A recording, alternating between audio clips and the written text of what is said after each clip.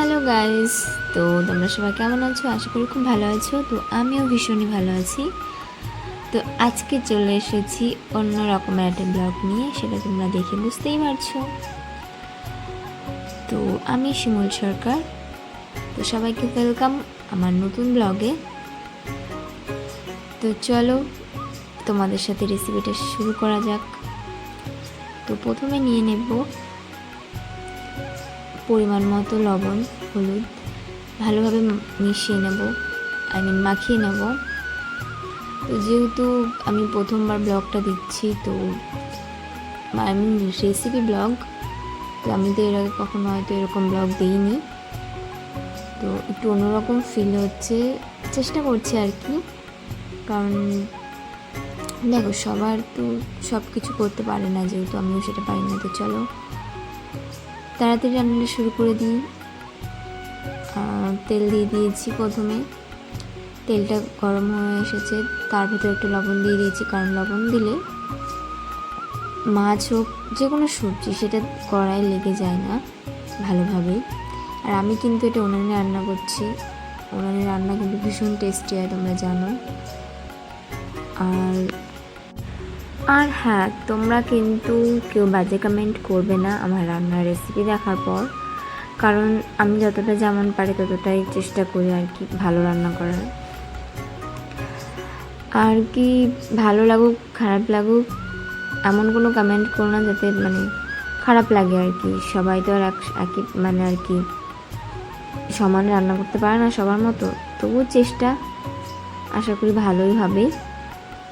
তোমরা ভালো কমেন্ট করলে আমারও ভীষণই ভালো লাগবে, আমার মনে হবে যাই হোক রান্না আমি শিখেছি তাহলে। তো গল্প করতে করতে দেখো অনেক কিছু হয়ে গেছে প্রায়। এবার আলুটা ভাজা হচ্ছে, তারপর আমি কিন্তু সব কিছুই মশলা করে নিয়েছি।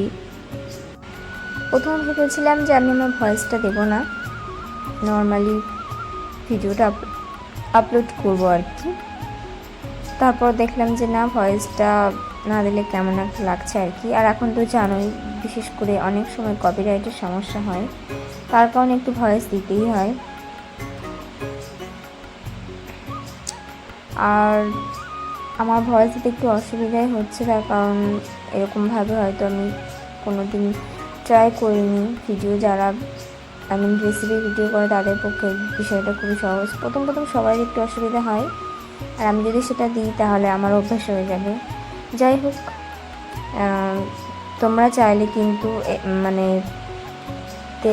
ধনে পাতাও এর সাথে অ্যাড করতে পারো আর কি, দিতে পারো। আমার কাছে ছিল না তাই আমি দিইনি, টমেটো দিয়েছি।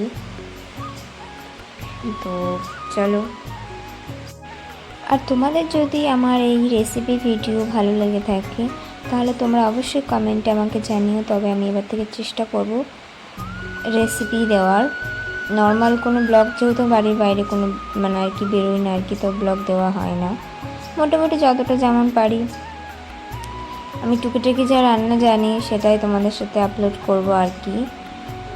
তো জাস্ট কালারটা দেখো, বাও, এখানে কিন্তু আমি কোনো পাউডার কালার ইউজ করিনি, সব কিন্তু আর কি কাঁচা মশলাই বেটে দিয়েছি।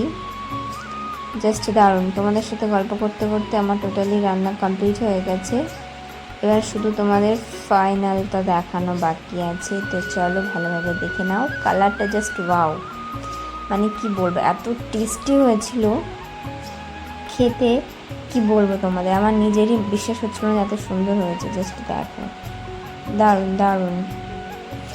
তো তোমাদের যদি ভালো লেগে থাকে অবশ্যই আমায় কমেন্টে জানিও। তো চলো, টাটা, বাই।